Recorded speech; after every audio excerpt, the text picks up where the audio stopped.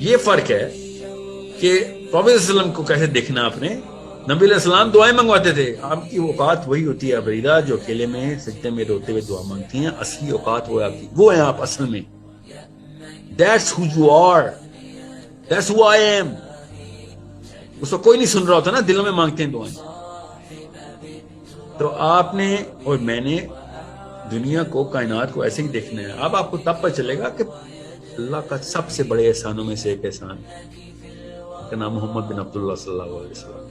اللہم صلی علی محمد, اللہم صلی علی محمد, اللہم صلی علی محمد. اتنا بڑا سوچ کا سورس ہمیں مل گیا ہوا ہے.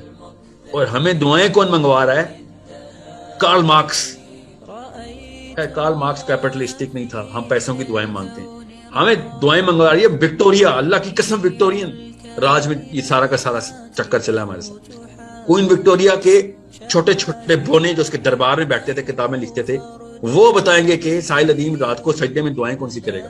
سوچیں اللہ تعالیٰ ہمیں دیکھ کے کیا, فرشتوں کا کیا, جو میرے لیفٹ رائٹ پہ فرشتے ہیں وہ ایک دوسرے کو دیکھ کے کیا سوچتے ہوں گے کہ کیا چیز ہے. مانگ رہے اللہ سے, بکنگم پیلس میں بنائے ہوئے چارٹر کے اوپر بیٹھا ہوا کہ جملے رٹے میں اس کو خود بھی نہیں پتا. اتنا چھوٹا بونا ہے کہ وہ چارٹر جو کہ ہالینڈ میں لکھا گیا تھا وہ اس نے سبحان ربی الاعلیٰ کے دو سبحان ربی الاعلیٰ پوچھتا ہے, پھر درود پڑھتا ہے, پھر دعا مانگتا ہے جو کہ ہالینڈ میں لکھی گئی ہے.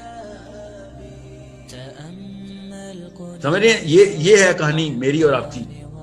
اسی لیے کہہ رہے ہیں سوچ, جو بندہ سوچ غبن کر گیا نا اپنے بچوں کی, وہ ہے اصلی ڈاکو.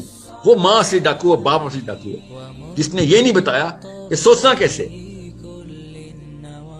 دس از اے پرابلم آف ایٹرنیٹی. مطلب یہ چھوٹا مسئلہ ہوتا کہ خیر ہے یار 10 سال میں خود ہی بندہ باہر آ رہا تھا اس سے. ٹھیک ہے, کرکٹ کا شوق ہے, سنگنگ کا شوق ہے, نکل جائے گا. یہ آخرت کا مسئلہ ہے تو کہ میں دعائیں کون سی مانگ رہا ہوں, چاہتا کیا ہوں لائف سے. اس لیے ضروری ہے نبی علیہ السلام کی پریزنس, ان کی سیرہ ہر بچے کو سکھانی.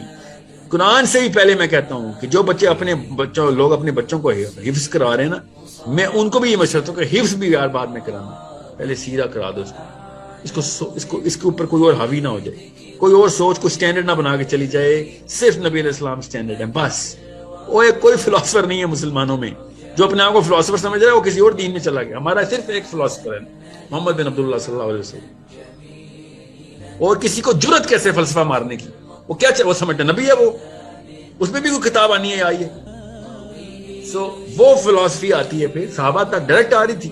ہم نے کیا کیا ہے, ہم نے پھر وہی یورپین ڈسینٹ آف ٹرانسینڈنس بولوں گا اس کو, آف دا فلسفی نیچے لائے, دروازے کھولے ہم نے. لاؤ انلائٹن ماڈریشن کرو. دین کی بات پھیلانا صدقہ جاریہ ہے. ثواب کی نیت سے ویڈیو کو شیئر ضرور کیجیے. جزاک اللہ.